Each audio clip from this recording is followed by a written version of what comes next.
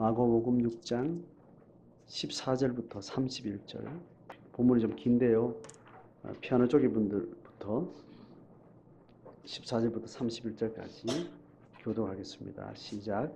이에 예수의 이름이 드러나자 헤롯 왕이 듣고 이르되 이는 세례 요한이 죽은 자가 먼저 살아났다.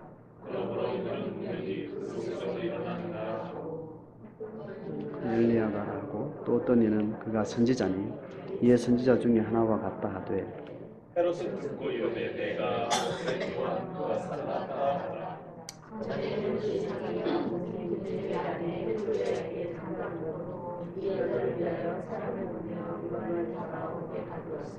이는 요한이 헤롯에게 말하되 동생의 아내를 치자고 하라 하셨습니다.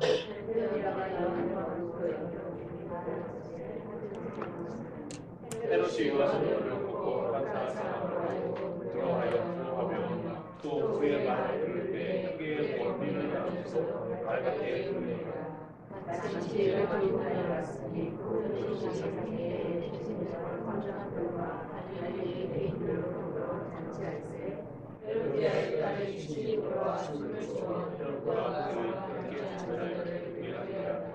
왕이 그 소들에게 이르되 무엇이든지 내게 원하는 것을 내게 구하라. 내가 주리라 하고 명세를 무엇이든지 내가 내게 구하며 내 나라의 절반까지라도 주리라 하거늘 그가 나가서 그 어머니에게 말하되 내가 무엇을 구하리까. 그 어머니가 이르되 세례 요한의 물을 구하라 하니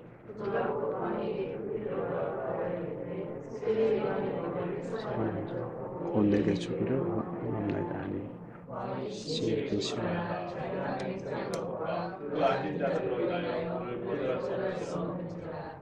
왕이 곧 시명 하나를 보내어 요한의 머리를 가져오라 명하니 그 사람이 나가 옷에서 요한을 보내어 그 머리를 수반에 얹어다가 소녀에게 주니 소녀가 돌아서 그 어머니에게 주니라. 요한의 제자들이 입고 와서 시체를 밟다가 감사하니라. 사도들이 예수께 같이 읽습니다. 이르시되 너희는 따로 한적한 곳에 가서 잠깐 쉬어라 하시니 이는 오고 가는 사람이 많아 음식 먹을 겨를도 없습니다. 아멘. 자, 오늘 본문은요, 예수님의 행적이 계속 기록되고 있는 흐름 속에 상당히 긴 본문으로 세례 요한의 죽음과 관련된 사건들을 소개합니다. 전혀 다른 어떤 톤이고 전혀 다른 색깔의 스토리가 확 개입이 들어오는 건데, 하나님의 나라를 설명하려고 하는 마가의 기록에는 일관되고 계속 반복되는 이야기를 여러 상황에 비춰서 말하고 있습니다. 자, 본문 내용에 들어가 보면 13절까지 흐름이 어떤 흐름인가 하면 예수님이 고향에서 배척을 받고 뒤로 물러납니다. 물러나고 나서 오히려 더 사역은 12제자를 2명씩 묶어가지고 6팀을 만들어서 예수님의 사역을 그대로 행하도록 파송을 해요.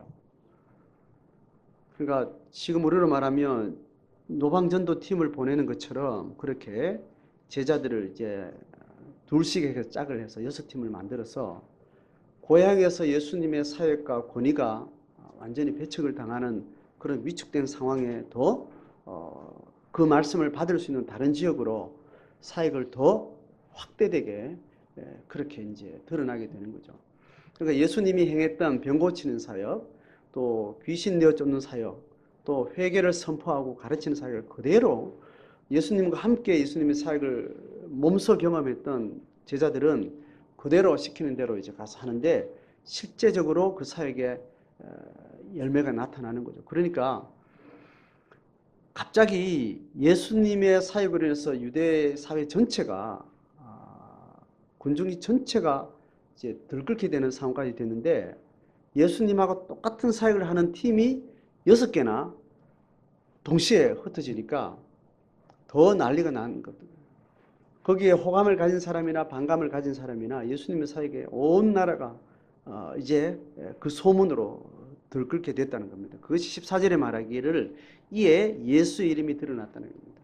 제자들의 이름이 드러난 게 아니고 예수님의 제자들이 똑같이 예수님의 가르침의 사역을 같은 맥락에서 같은 영적 기운을 가지고 그렇게 행하면서 예수 이름이 더 왕성하게 일어나게 됩니다. 자, 이 소문과 함께 이제 어떤 이야기로 이제 접어드는가 하면 그 지역을 통치하는 헤롯 왕, 그 분봉왕이라고 이야기합니다. 로마 제국의 각 나라의 식민지 각 나라의 로마의 정권을 가지고 위임받은 왕들이 그렇게 이제 다스리게 되는 거죠. 지금으로 말하면 지방자치제처럼 어느 나라와 민족의 지역 단위로 로마 황제가 파견한 왕권을 가진 자들이 이렇게 있는데 이 유대 지역의 헤롯이 통치하고 있는 겁니다. 자, 이 헤롯은 얼마 전에 어떤 사건을 겪고 있었는가 하면 예수님의 사건을 듣고 나서 얼마 전에 있었던 자기와 관련된 사건과 연결해서 세례 요한이 다시 부활했다 그렇게 생각하는 마음으로 이제 그걸 해석한 겁니다. 세례 요한이 죽은 자 가운데서 살아났도다 이렇게 헤롯은 이해를 하고 해석을 하고 철떡같이 믿은 것 같아요. 그래서 그 속에서 능력이 일어나는 것들을 진실한 신앙의 마음으로 그는 그를 받았습니다. 문제는 헤롯이 세례 요한과 어떤 사건을 얼마 전에 있었는가 하면 헤롯이 동생 빌립의 이혼한 철을 자기 아내로 받아들인 거예요. 빼앗았는지 모르겠어요. 유혹해서 빼앗았을 가능성이 많습니다.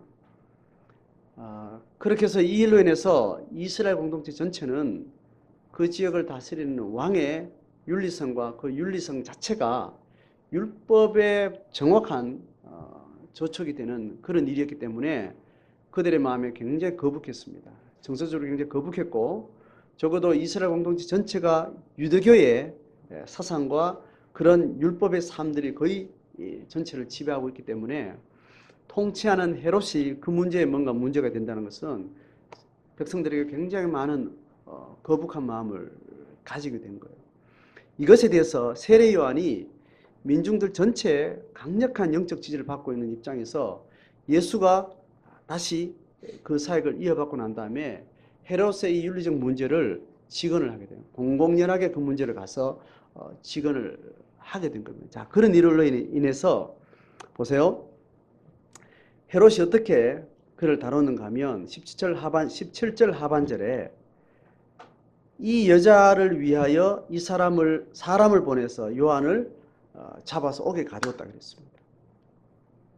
자, 이게 요한이 권력을 가진 요한이 행한 객관적인 표현이에요. 그런데 이 상황 가운데 그의 심정이나 주변 상황은 어떻게 작용을 하고 있었는가 하면 19절에 보세요. 동생의 아내를 자기가 취해서 자기 아내를 삼은 그 동생도 같은 범죄자죠. 같은 범죄에 해당하는데 남편인 헤롯과 아내인 헤로디아가 다른 식의 반응의 각도를 보입니다. 헤로디아가 어떻게 했다고요? 19절 읽습니다. 시작. 헤로디아가 요한을 원수로 여겨서 죽이고자 했다는 거예요.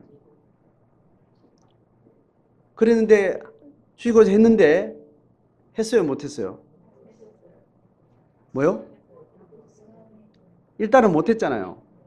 못한 이유는 20절 읽습니다. 시작. 헤롯이 요한을 의롭고 거룩한 사람으로 알고 두려워하여 보호하며 또 그의 말을 들을 때에 크게 번민하면서도 달갑게 들었다. 자, 달갑게 들었다. 달갑지 않게 들었다. 이 말 우리가 잘 쓰는 우리말이죠. 달갑게 들었다는 기꺼이 들었다는 겁니다. 진정한 마음으로 수긍이 됐다는 거예요. 우리가 달갑지 않다 이 말은 듣긴 들었는데 수긍이 되는지 모르도 마음으로 거절하는 거죠. 마음으로 동의를 안 하는 거예요. 거북한 거예요. 그런데 그가 거북하지 않았다는 겁니다. 진심으로 양심의 가책을 받고 그것이 자기한테 들을 만한 이야기라고 생각을 했다는 거예요.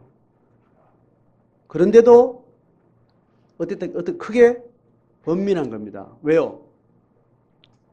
그 말에 맞기는 맞고 자기 행동이 그러할진데 이걸 어떻게 다시 번복하기 쉽다, 어렵다? 자기한테는 어려웠던 거예요. 자, 그래서 이 같이 범행한 두 당사자가 헤로디아는 바로 그 말을 듣자마자 세례 요한을 저거 때려 죽여야 된다. 말도 안 되는 거다.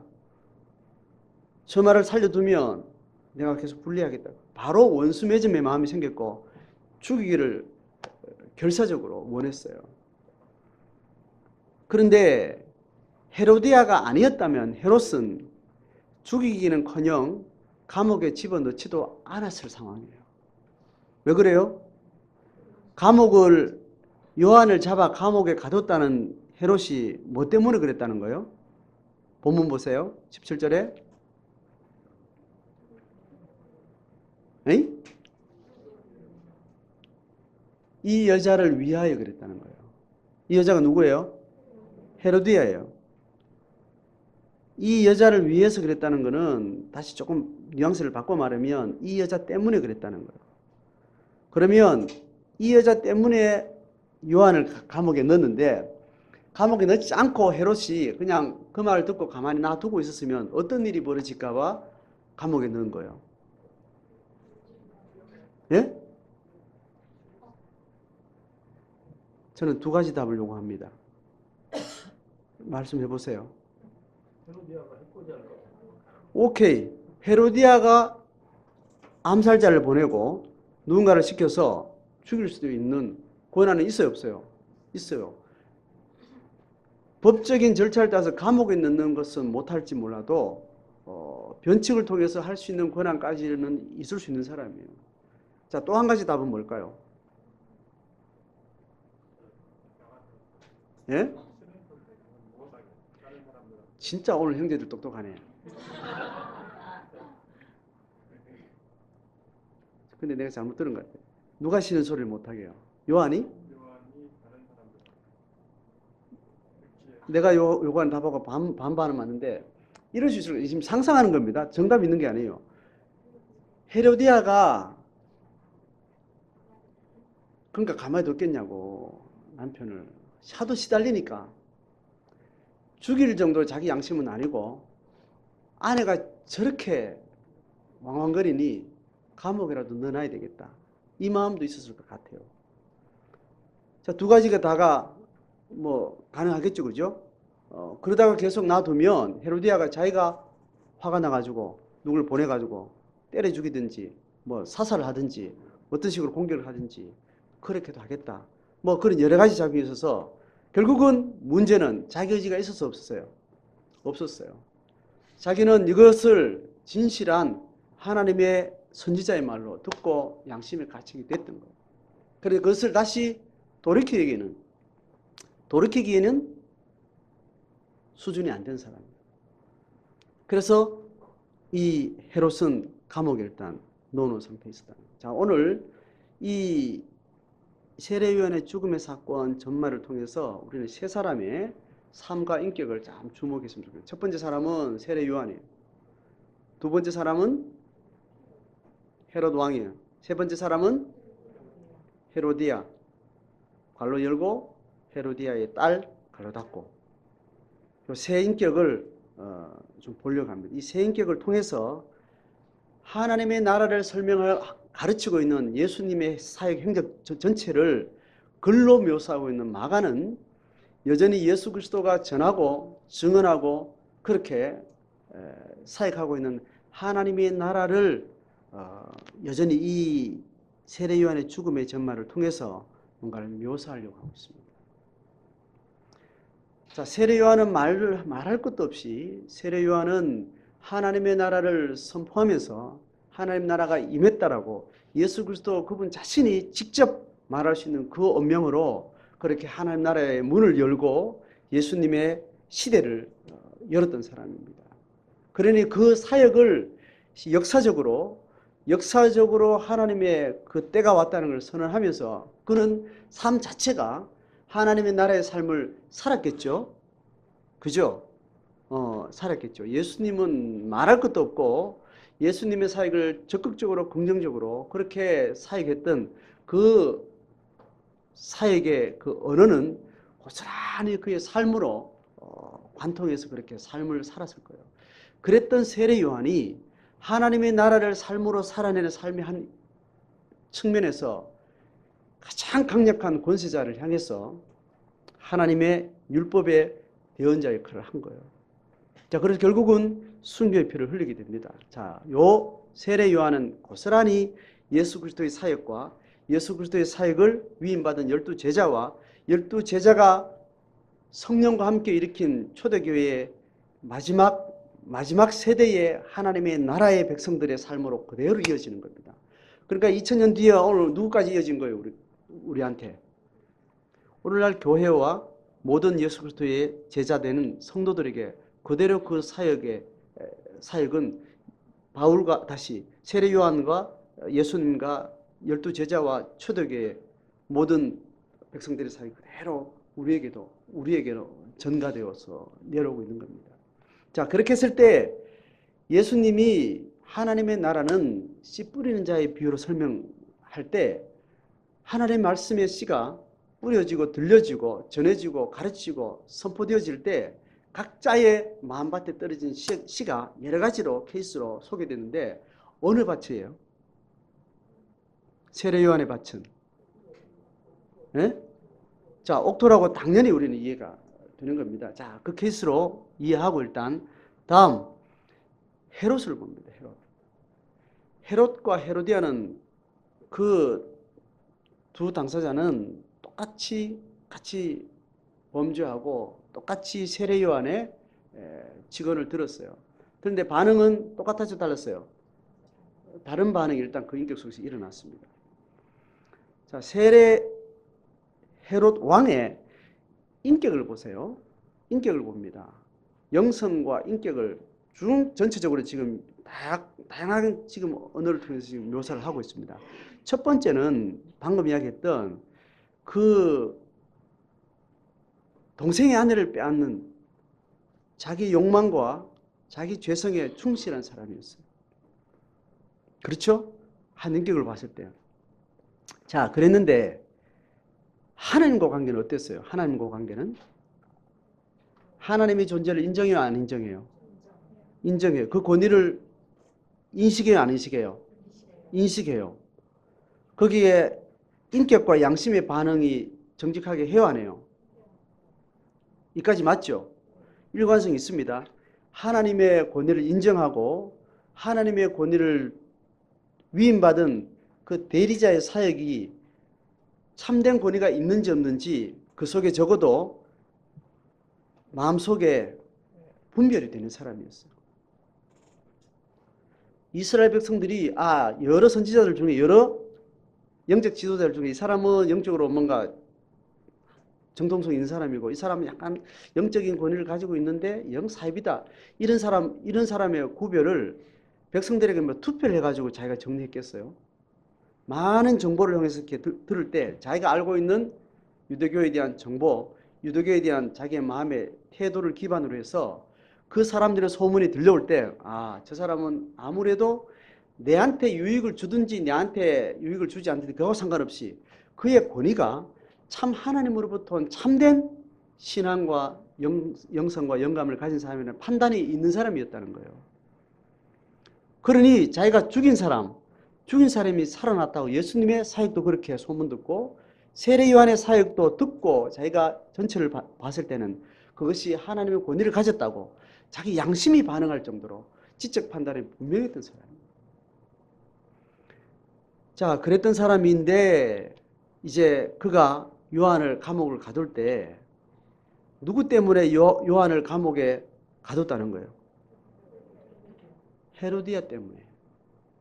자, 하나님과 관계 말고 사람과 관계에서 자기 욕망에 마음이 합하면 함께 야합도 하고 그렇게 결정도 해나가는 사람이고 또 다른 사람의 말에 다른 사람의 다그침에 다른 사람의 욕망에 영향을 받는 사람.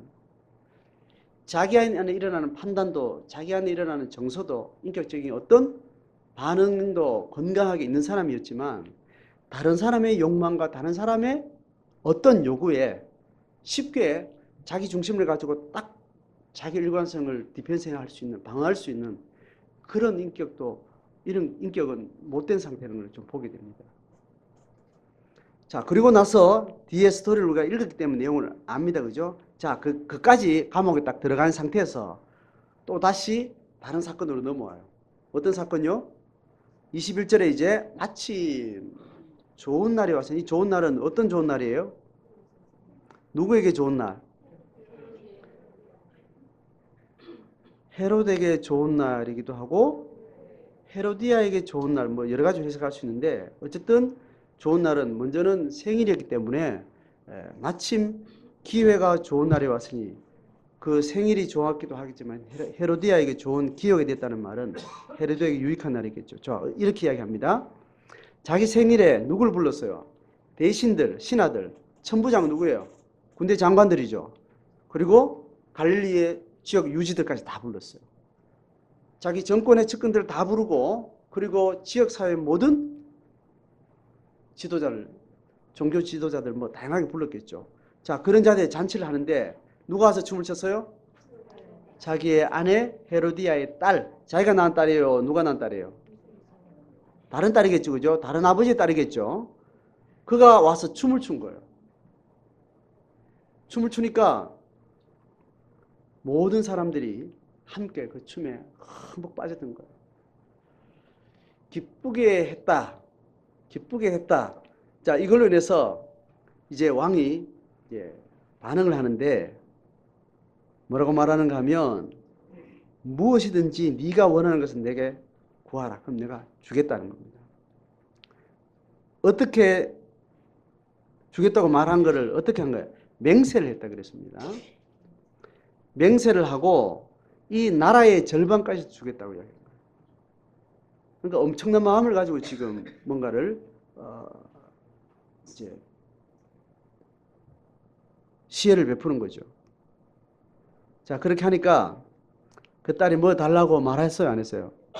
안 하고 누구한테 갔어요? 엄마한테 간 거예요.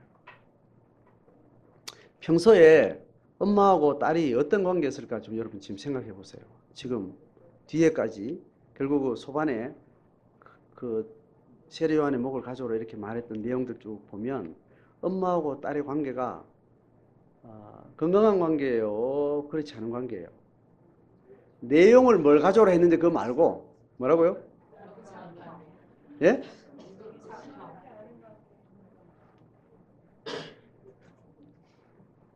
자, 우리 상식 일반선에서 좀 생각을 해봐요. 지금 우리 같은 일반 상식선에서 이 사람들 남자가 아니고 여자들이에요. 피를 흘리거나 사람은 그냥 동물 잡고 이렇게 하는 것도 생활 속에 익숙한 사람이 안 익숙한 사람이에요. 예? 헤로디아하고 그 딸이 동물에 피든지 짐승에 피든지 사람에 피든지 피를 흘리는 주체가 되거나 보거나 이런 게 익숙한 사람이 안 익숙한 사람이에요. 안 익숙한 사람이죠. 왕의 아내로 살았던 사람이고 그 문화권에서 살았으면 특히 여자가 뭐 피를 볼 일이 있어요. 뭐 개미 새끼 한 마리 죽일 일 있겠어요? 그냥 그렇게 살았던 사람인데 그 욕망에 의해서 사람을 죽여달라 이것도 아니고 가서 목을 베가지고 소반에 담아달라 이게 상상이 되냐고요. 실제로 그런 경험이 있거나 없거나 잔인성과 그 독한 그 죄성에 집중되어 있는 그 성향은 굉장히 일반 상식을 벗어난 상태에 이미 한참 가 있는 상태예요. 정신적으로 뭔가 문제가 있을 수 있는 그런 수준까지 가 있는 정도가 아니면 일반 경험 속에서 이걸 요구한다는 것은 보통 상식에서 이해가 안 되는 영역이죠. 그걸 또 누구한테 요구했어요? 딸한테 요구해요. 여러분, 내가 죽이고 싶은 사람이 나는 죽일 수도 있다 치자. 나는 내 몸에 내 칼에 피를 묻히고 나는 그럴 수 있다 치자. 근데 이게 정상적이고 상식적이지 않고 인생이 정상적이고 건강한 인생이 경험할 일이에요, 경험하지 않을 일이에요? 경험하지 않을 일이지. 아무리 삶을 찬란하게 살아도 이런 삶은 그 삶의 좋은 추억이 아닌 거예요. 건강한 사람이라면 적어도 내 새끼한테는 이 모습은 보여주지 않는, 차라리 딸이 그렇게 해야 될 일이 있다면 너 있어라, 내가 이 짓 할게, 이렇게 해야 되는 게 정상적인 상식적인 사람이에요. 건강한 사람의 멘탈이죠. 근데 지금 헤로디아는 전혀 반대의 모습을 가지고 있습니다. 이건 정신적인 어떤 문제까지도 우리는 충분히 생각해 볼 수 있는 거죠. 헤로드 이야기를 마저 합시다. 그래서 헤롯은 자기가 기쁠 때 자기가 돌이킬 수 없는 그런 맹세를 쉽게 하는 사람일 수 있죠. 그죠? 평생에 이런 실수를 처음 했다, 뭐 이렇다 할지라도 그가 다른 사람을 의식하고 했던 상황을 보면 맹세한 것도 맹세한 거지만 그 앉은 사람들이 증인으로 그걸 듣고 있었기 때문에 그것을 어떻게 자기 분명한 의지로 뭔가 바른 판단을 할 수 없었던 사람이에요. 그리고 그 딸이 그걸 달라고 하는 게 어디서 온 건지 충분히 알면도 불구하고 그 경험이 그 딸에게 어떤 문제가 되는 것임에도 충분히 판단할 수 있는 사람이에요. 이 사람은 아주 상식적인 사람이에요. 아주 정신이 아주 객관적인 사람이라고. 심리적으로 약한 부분이 있고 정서적으로 의지가 그렇게 지도자로서 분명한 이런 강건함이 없는 것 외에는 상당히 판단과 어떤 인격의 어떤 그런 반응이 건강한 사람이에요. 그런데 맹세한 것도 그렇게 가볍게 했고 그 맹세한 결과가 이렇게 악한 상황이 되었는데 그 앉은 사람들의 눈 때문에 그냥 그대로 또 끌려가는 사람인 겁니다. 다시 퀴즈 드립니다. 씨 뿌리는 비유에 세례 요한은 딱 당첨이 됐습니다. 헤롯은 누구 바칠까? 어떤 바칠까요? 예? 가시덤불 혹은 돌짝밭, 뭐 그 어간에 있는 걸로 충분히 파악이 되죠, 그죠? 헤로디아는 뭐 말할 것 없이 길가겠죠. 길가에 있는 상황에 길가밭인 상황이 실제적으로 어떤 상황이 닥쳤을 때, 어떤 사건을 만났을 때 어떻게 마음이 움직이고 어떻게 그것이 전가되어지고 어떻게 한 사건을 만들어내고 이제 그런 것들을 이 스토리를 통해서 우리는 명확하게 우리가 추적할 수 있습니다.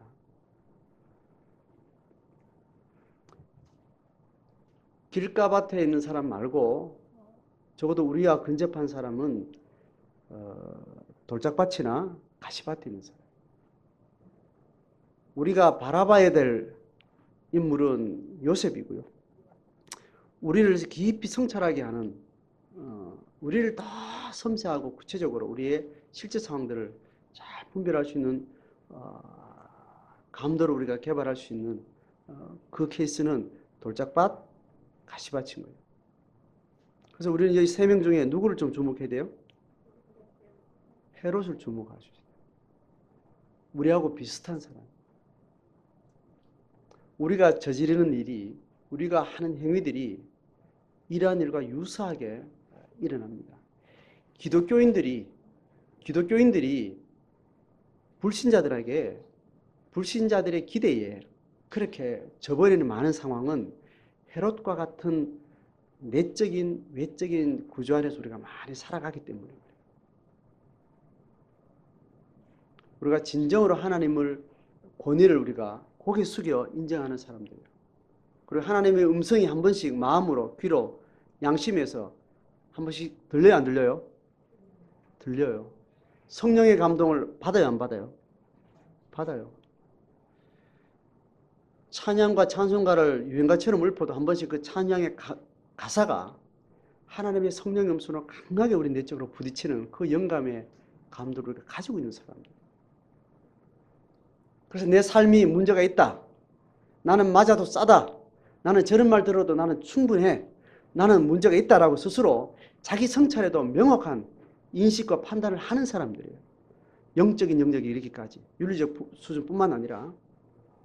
그럼에도 불구하고 우리가 이 헤롯처럼 어찌할 수 없는 것은 뭐 때문에 그래요?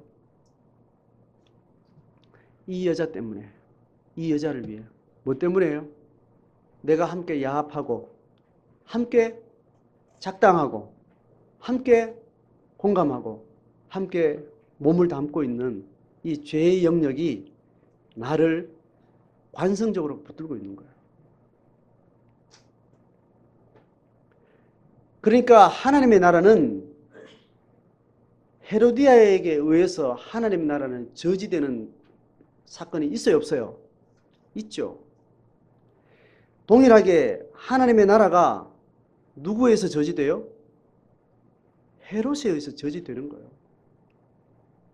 하나님의 나라가 확장되고 하나님의 나라가 움직여가고 하나님의 나라가 열매를 맺어가는 건 누구에 의해서 되는 거예요? 세 사람 중에 세례요한. 생각 잘 하셔야 됩니다. 그러니까 지금 이 세 사람을 하나님의 나라의 확장과 하나님의 나라의 생명력이라는 기준에 의해서 두 팀으로 딱 자를 때 누구를 한 묶음 놓고 누구를 따로 뺄까요? 제가 요거 하는 답은 하나고 성경이 말하는 답도 하나예요. 잘 생각해 보세요.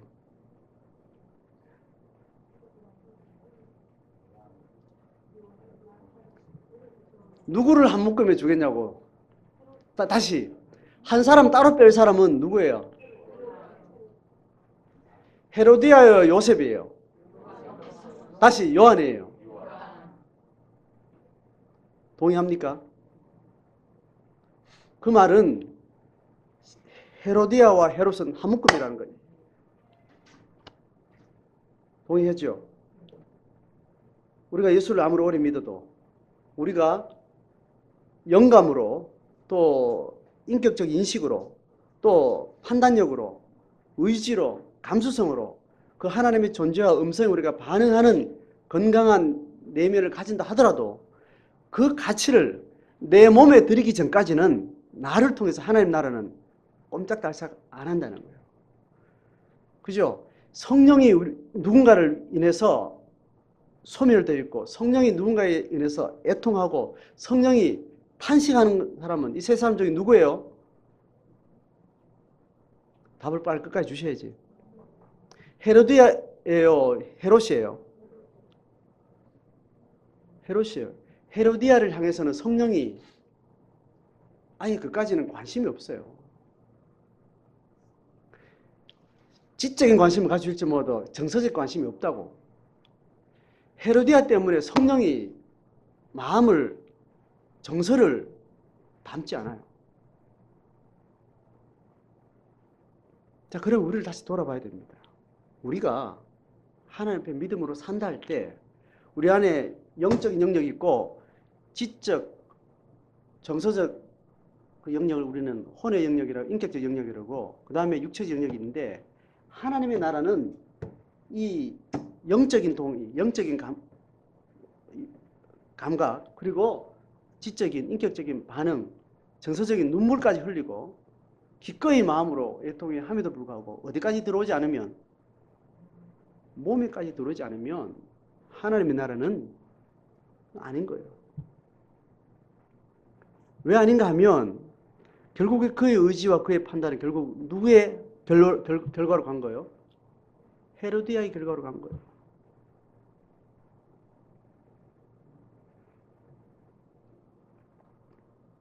자, 그래서 달갑게 듣더라도 그 여자 때문에 살아가는 사람, 여자와 함께 삶의 가치에 발을 담그고 사는 사람은 절대로 자기가 비춰지고 자기가 성찰되어지고 자기 안에 충분히 자성의 소리가 있어도 몸의 관성을 제어할 수가 없어요. 몸의 관성은 거기에 물든 만큼 긴 시간이 필요한 만큼 물이 빠지기 때문에 굉장히 오랫동안 수련이 필요한 거예요.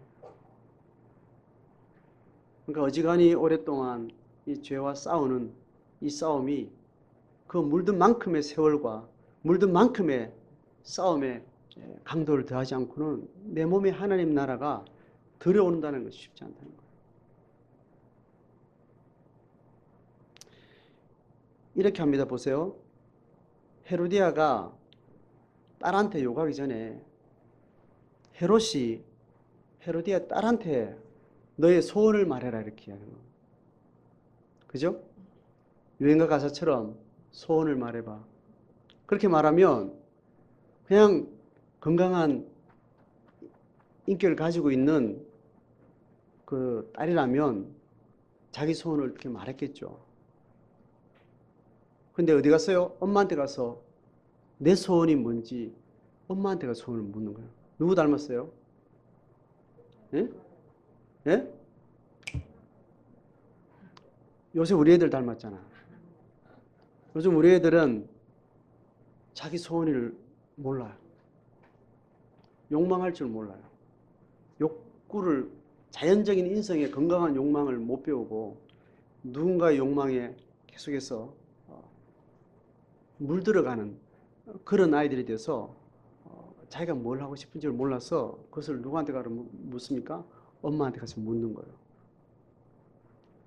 자, 그러니까 그 나물에 그 밥이다 보니까 그 딸이 그렇게 된 거는 또 그럴 만한 이유가 있겠죠. 그래서 엄마가 그 딸의 소원을, 딸에 맞는 소원을 말해주지 않고 누구의 소원을 또 넣어주는 거예요? 자기 소원을 말하는 거예요. 이걸 욕망의 전이라고 이야기해요. 영감도 전이가 일어나지만 욕망도 전이가 일어나는데 이거는 현대 철학의 언어로는 타자의 욕망이라고 해요. 앞으로 여러분 신학을 공부하고 기독교 세계관을 공부할 때 앞으로 현대 철학 책을 우리가 읽을 중요한 좋은 책이 있는데 타자의 욕망이라는 현대 철학 책이에요. 현대 사회학과 인간학을 정말 깊게 이야기하고 있는 거예요. 현대 이 시대에 많은 사람들이 만드는 삶의 가치들이 대부분 자기 욕망이 조작된 욕망에 의해서 집단적으로 그렇게 물들어가는 것을 보는 겁니다. 산업사회가 급성장하면서 인류 전체가 엄청난 1차, 2차 대재앙을 만났는데 인류의 지구 역사 속에서 이러한 엄청난 재앙이 없었다 할 만한 지옥 같은 재앙을 겪고 나서 그걸 분석하는데 철학자들이 결국은 누군가의 욕망에 의해서 엄청난 대중이 산업화된 시스템을 통해서 정보 시스템을 통해서 라디오를 통해서 매체를 통해서 집단적으로 욕망이 주입된 거예요. 그 재앙의 현상 이후에 인류가 지금 걸어가는 모든 현상 자체가 보니까 자기의 욕망을 자연스러운 자기의 생리적인 사회적 삶의 구조에서 만들어지는 게 아니고 집요한 계획에 의해서 누군가에서 욕망이 조작당하는 거예요. 이게 현대사를 말하는 거예요. 이게 단지 현대의 모습뿐만 아니라 인간의 욕망이라는 것은 그렇게 누군가에게 투사되고 전이가 되는 거예요. 여러분 우리 안에 일어나는 많은 삶의 일상에서 대부분 우리의 욕구와 욕망이 누군가에 의해서 지배되는 거예요. 광고 홍수 속에 살고 있잖아요. 우리의 모든 상품으로 광고되어지고 상품으로 구매하고 모든 삶이 태어나면서부터 죽을 때까지 누군가 만들어지고 기업에 의해서 누군가의 어떤 생산물에 의해서 구매를 해야만 되는 그런 삶으로 일생 전체가 구조된 상황 가운데 그 모든 것들은 경쟁적으로 내 물건을 구입해라. 이 구조 속에 우리는 그냥 100% 노출되어 있는 삶이에요.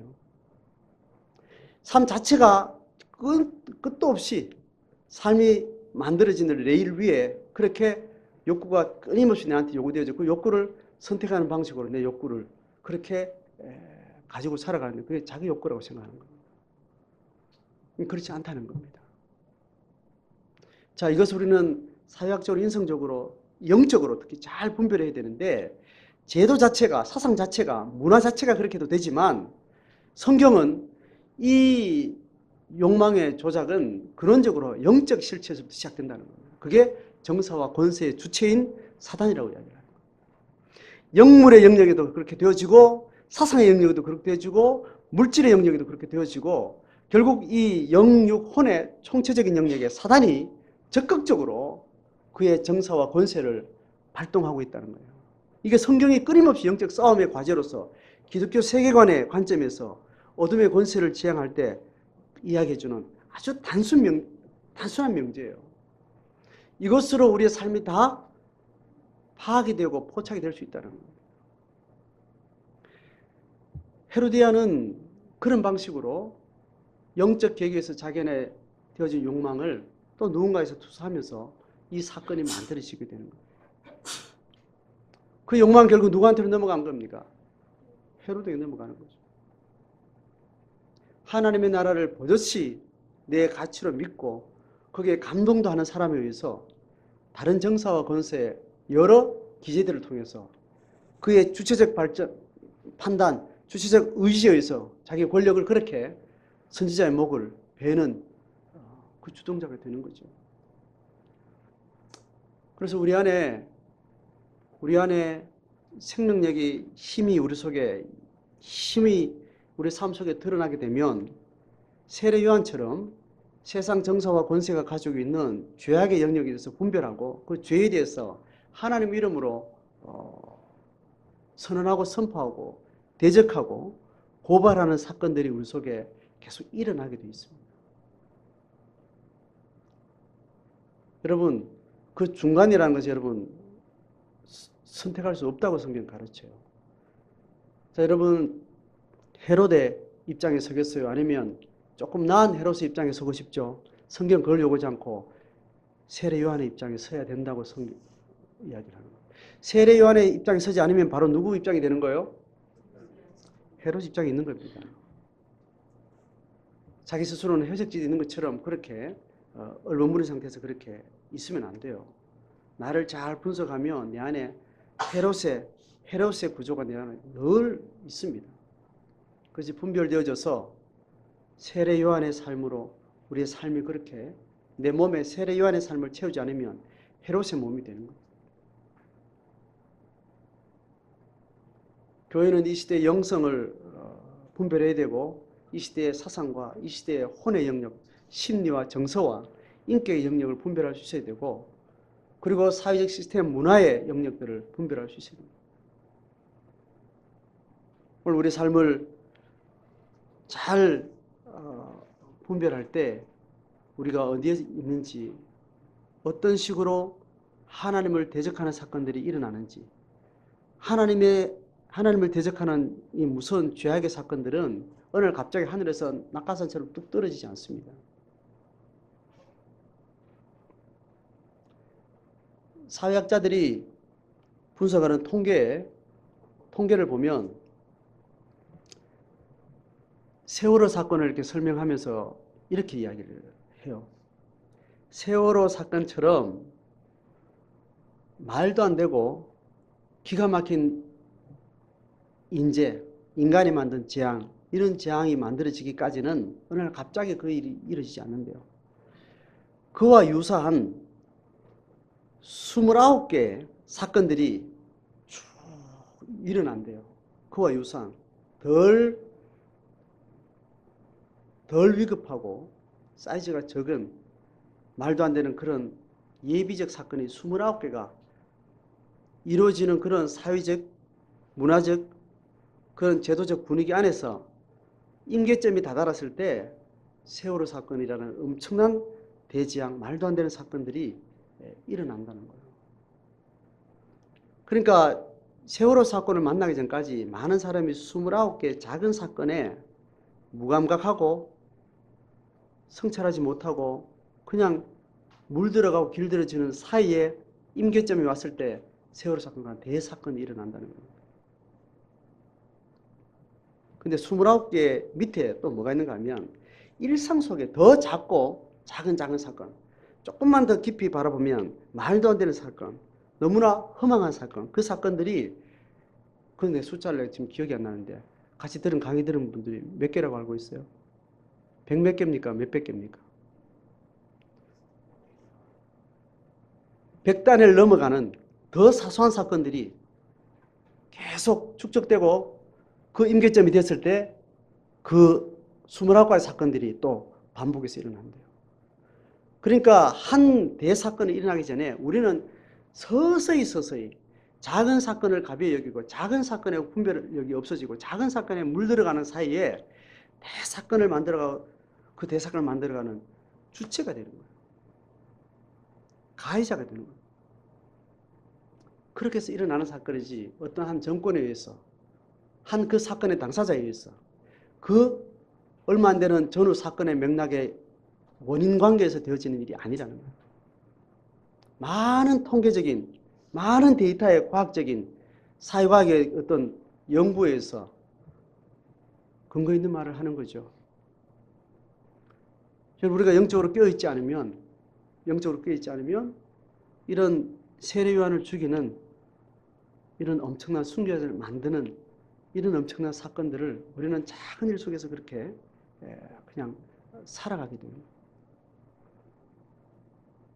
작은 일상에서 우리 자신을 깊이 돌아보고 하나님의 말씀에 정직하게 작은 사건 앞에 내 생명을 몰고 내가 생명을 걸고 내 목숨을 걸고 내 고난과 내 손해를 감수하고 작은 사건에 정직한 반응을 하는 그런 일관된 삶들이 있을 때 큰 본물을 막고 큰 댐을 막아내는 그런 하나님 나라의 사건들 또한 우리가 만들어내는 겁니다.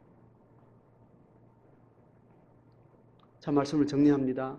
우리 안에 누군가에 의해서 사는 삶의 경향들이 있고 그런 삶들은 대부분 다른 사람의 욕망에 계속 주입을 당하는데 그게 자기 의지라고 생각한다는 겁니다. 그래서 자기 삶이 영적으로, 인격적으로, 육체적으로까지 그 가치가 완전히 자기 안에 들이지 않으면 우리는 몸의 관성대로 우리의 혼과 신앙 고백조차도 몸의 관성에 의해서 지배를 받게 돼요. 우리가 정직한 것을 먹어야 됩니다. 정직한 것을 먹어야 돼요. 거짓된 음식을 먹으면 안 되고 정직한 음식을 먹고 음식을 먹는 선택의 기준 앞에 하나님 나라의 기준을 가지고 이 음식을 내가 먹음으로 누구에게 내가 한 표를 주는가, 누구에게 지지를 하는가, 음식을 내가 먹고 구매하는 그 한 작은 행위가 하나님 나라의 사건을 지지하거나 세속의 욕망을 지지하거나 그 흐름 속에 있다는 거예요. 그것이 쌓여서 정치적 사건, 사회적 사건, 인격적 많은 사건 앞에 또 정직한 판단을 할 수 있는 판단력과 의지와 그런 결단력을 우리가 가지고 또 한 삶을 또 쌓아가게 되는 거죠. 그러한 훈련들이 된 사람을 통해서 역사에 한 번 있을까 말까 하는 큰 사건, 하나님 나라 사건에 우리가 들여지는 거예요.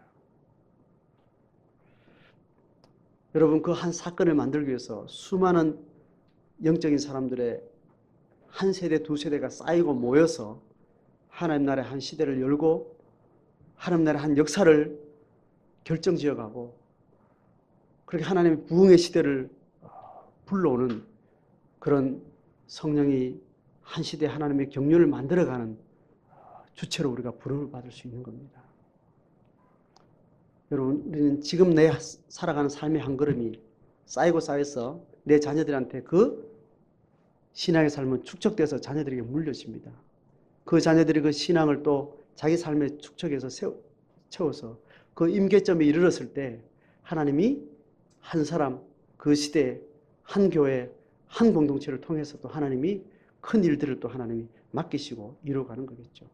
그러니 내가 살아가는 믿음의 작은 사건 하나는 결코 그냥 사라지지 않고 내가 포기하는 신앙의 결단, 신앙의 싸움, 그 싸움도 그저 지나간다고 잊혀지는 것이 결코 아닙니다.